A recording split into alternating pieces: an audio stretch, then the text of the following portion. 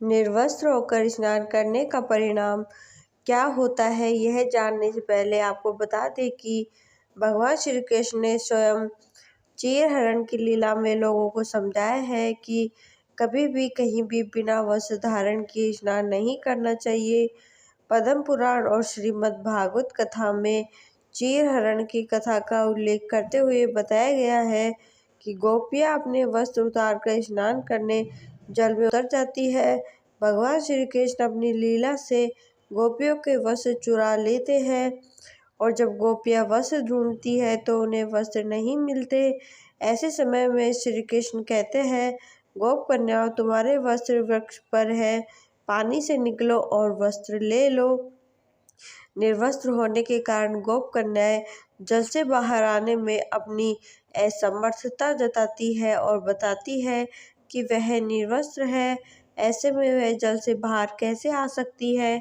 श्री कृष्ण गोप कन्याओं से पूछते हैं, जब निर्वस्त्र होकर जल में गई थी तब शर्म नहीं आई थी।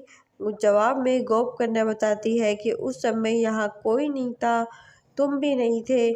श्री कृष्ण कहते हैं, यह तुम सोचती हो कि मैं नहीं था, लेकिन मैं तो हर पल हर जगह मौजूद होता हूँ।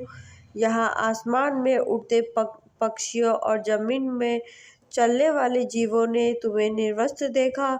तुम निर्वस्त्र होकर जल में गई तो जल में मौजूद जीवों ने तुम्हें निर्वस्त्र देखा, और तो और जल में नग्न होकर प्रवेश करने से जल रूप में मौजूद वरुण देव ने तुम्हें नग्न देखा, और यह उनका अपमान है और तुम इसके लिए पाप के भागी हो। गरुड़ पुराण में बताया गया है कि स्नान करते समय आपके पितृ यानी आपके पूर्वज आपके आसपास होते हैं और वस्त्रों से गिरने वाले जल को ग्रहण करते हैं, जिनसे उनकी तृप्ति होती है। निर्वस्त्र स्नान करने से पितृ अतृप्त होकर नाराज होते हैं, जिनसे व्यक्ति का तेज, बल, धन और सुख नष्ट होता है। इसलिए कभी भी निर्वस्त्र होकर स्नान नहीं करना चाहिए। पुराण के अनुसार कभी भी नग्न होकर सोना नहीं चाहिए।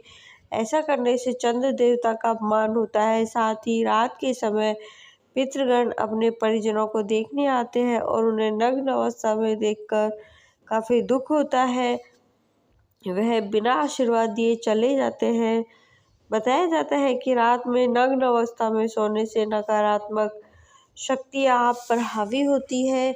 मनुष्य को आचमन के दौरान नग्न अवस्था में नहीं रहना चाहिए।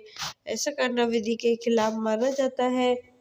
आचमन के दौरान आंतरिक शुद्धि होती है। इस प्रकार शुद्ध मन तथा हृदय से की गई पूजा हमेशा फलीभूत होती है। कोई गलत कार्य हो जाए तो उसके पश्चात आचमन द्वारा शुद्धि अवश्य की जानी चाहिए। कुछ लोग निर्वस्त्र होकर देवी देवताओं की आराधना करते हैं, लेकिन विष्णु पुराण में इसको गलत बताया गया है। पूजा या यज्ञ के दौरान मनुष्य को 2 बिना सिले हुए वस्त्र धारण करने का विधान है।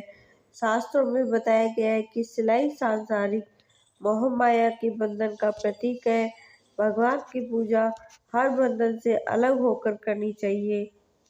यदि ये वीडियो आपको अच्छा लगा हो तो इस वीडियो को एक लाइक करें, कमेंट में जय श्री श्याम लिखें और इस चैनल को सब्सक्राइब करें। धन्यवाद दोस्तों।